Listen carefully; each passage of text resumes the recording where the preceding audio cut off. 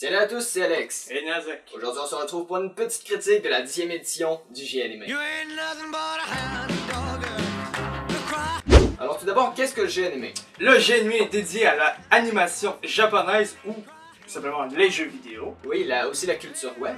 Et de toute façon, si vous voulez un peu plus de renseignements, vous pouvez toujours aller sur le site J-Animé ou aller voir notre vidéo-annonce que l'on a faite il y a quelques mois. Donc notre critique d'aujourd'hui va principalement parler de la 10e édition du J-Animé, comme on l'a dit dans l'intro. Et donc, c'est parti! Pour commencer la critique, je tiens à dire que malgré la programmation très variée de la convention, mon ami et moi étions loin d'avoir tout fait, puisque la majorité des événements parlaient d'animé. C'est ironique parce qu'on s'en va dans une convention qui s'appelle le J-Animé. La salle de jeu est immense, encore une fois cette année avec les jeux rétro. Sauf que petit côté négatif, on aurait préféré avoir la réalité virtuelle, puisqu'il y a une fois, en 2016 je crois, on avait eu la réalité virtuelle, sauf que là, cette année, on ne l'a pas eu. On aurait aimé ça aussi avoir plus de jeux, pour nous faire découvrir cette nouvelle dimension du jeu vidéo, qui est la réalité virtuelle, le futur. Alors maintenant, des diverses activités qu'il y avait lors de la convention. Il y avait le trollball qui était un sport médiéval qui était aussi fun à regarder qu'à jouer. La mascarade qui est un défilé de cosplay qui était très agréable à regarder. Il y avait aussi la gigantesque boutique qui en a passé, je crois, le plus de temps au J-Animé. Parce que soyons clairs, de ce côté-là, tout était parfait.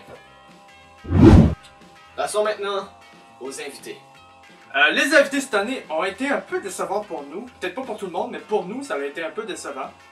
C'est sûr qu'on s'attendait plus à des youtubeurs comme qu'on l'a eu l'année passée, mais évidemment difficile à battre du Bob Lennon, du Steelers, du Antoine Daniel comme qu'on avait eu dans les années précédentes.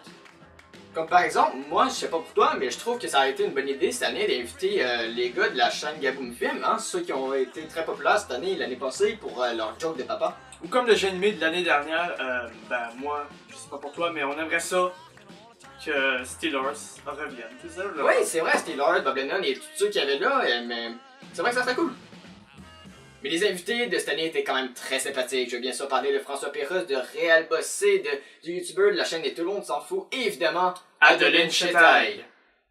Pour ceux qui ne connaissent pas, Adeline Chetaille, c'est la doubleuse française de Zelda dans The Legend of Zelda Breath of the Wild, de Ellie dans The Last of Us, de Mei dans Overwatch, de Misty dans le mode zombie de Black Ops 2, et des petites filles dans Skyrim, qu'on aime beaucoup.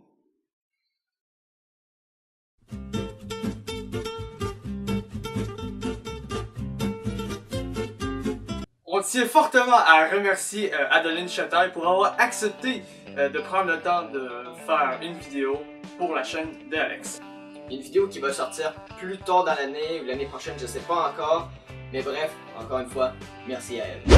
Donc comme on vous a dit au début de la critique, on n'a pas eu le temps de tout visiter, mais globalement le J-Animé était très cool.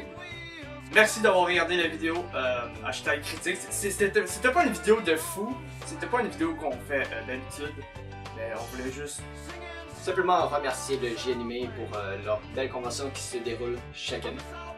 Si vous voulez plus d'informations, allez voir le site du J-Animé www.janimé.ca ou allez voir dans la description.